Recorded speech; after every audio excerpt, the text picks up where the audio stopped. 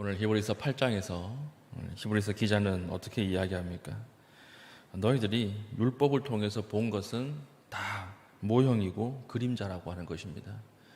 진짜 실체이신 예수 그리스도가 왔는데 왜 과거 율법으로 다시 돌아가려고 하느냐? 너희들이 보고 만났던 예수 그리스도가 실체다. 그러므로 실체 가운데 머물러 있고 실체를 강하게 붙잡아라, 이렇게 이야기하는 것이죠. 1절 보십시오.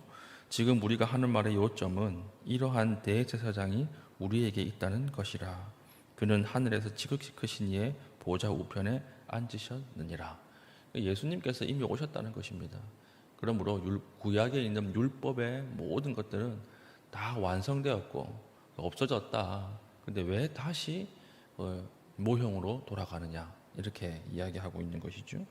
그러므로 하늘과 땅에 대해서 이야기를 하고 있는데 5절, 그들이 섬기는 것은 하늘에 있는 것은 모형과 그림자라.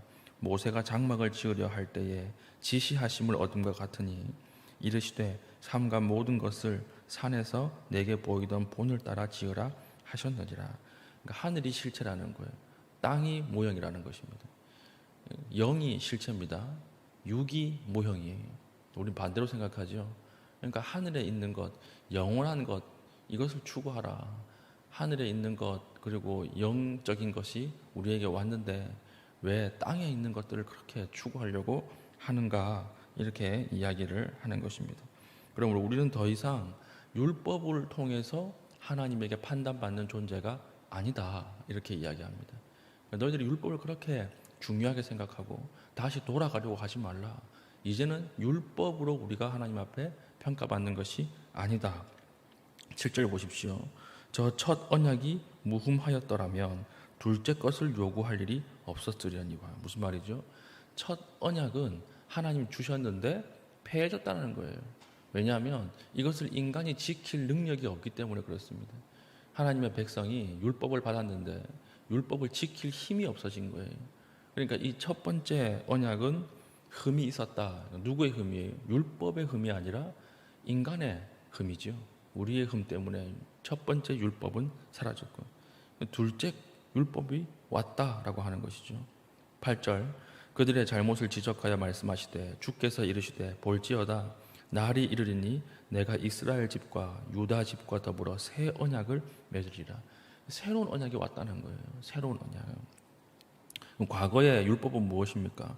9절, 또 주께서 이르시기를 이 언약은 내가 그들의 열조의 손을 잡고 애굽 땅에서 인도하여 내던 날에 그들과 맺은 언약과 같지 아니하도다. 이 옛 언약은 어떤 언약이죠? 십계명이죠. 구약의 율법이죠. 여기 보니 9절 보니까 애굽의 땅에서 인도하여 내던 날에 그들과 맺은 언약이라고 했으니까 십계명을 이야기하는 것입니다. 이 십계명을 너희에게 줬는데 너희들이 지킬 힘이 없지 않았느냐. 그래서 하나님께서 이 언약을 폐하시고 다른 새 언약을 맺었다라고 하는 것입니다.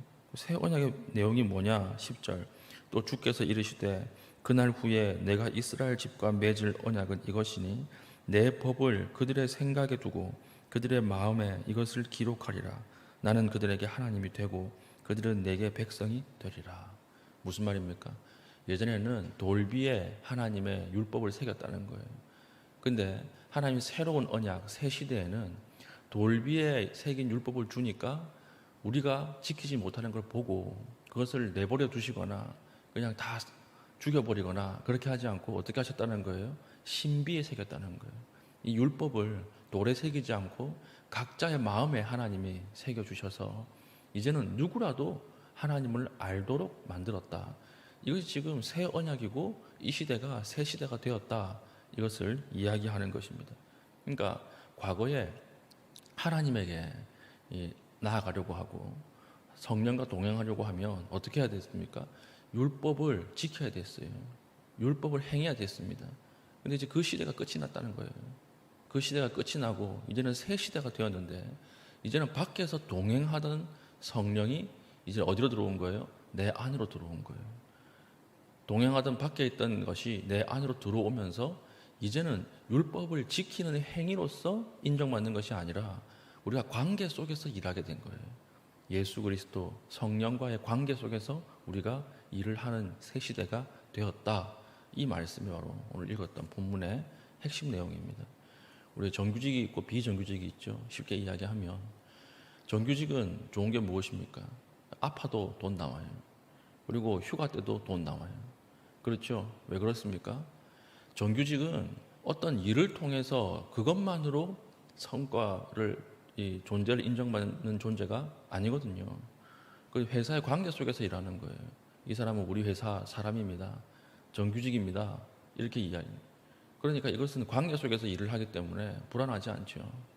근데 우리가 성과로만 이 보상을 받는 직업들 있지 않습니까? 아르바이트 이런 것들, 시간제로만 하는 것.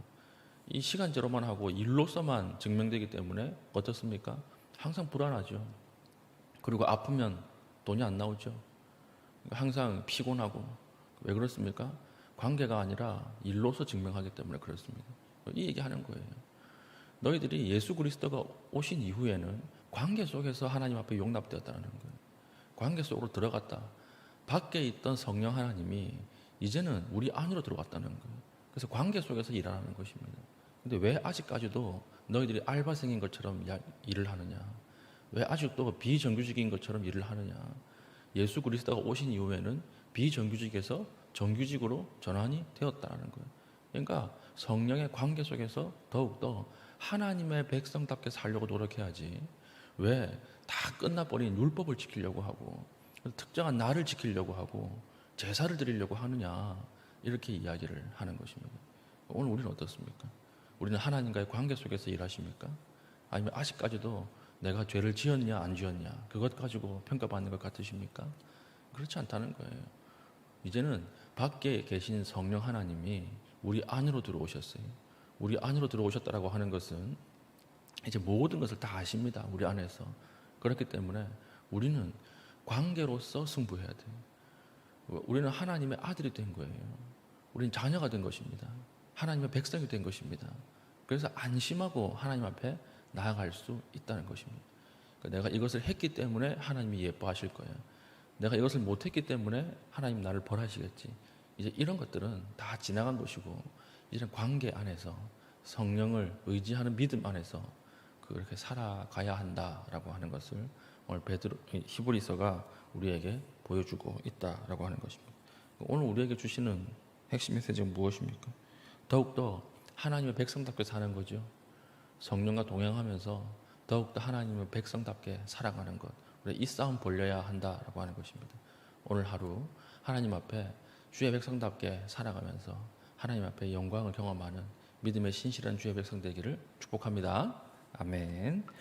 기도하겠습니다. 기도할 때 하나님, 예수 그리스도를 의지하게 하시고 더욱 하나님의 백성답게 살아갈 수 있도록 은혜를 베풀어 주시옵소서. 기도하신 이후에 개인적인 기도의 제목을 가지고 기도하시고 자유롭게 돌아가시겠습니다.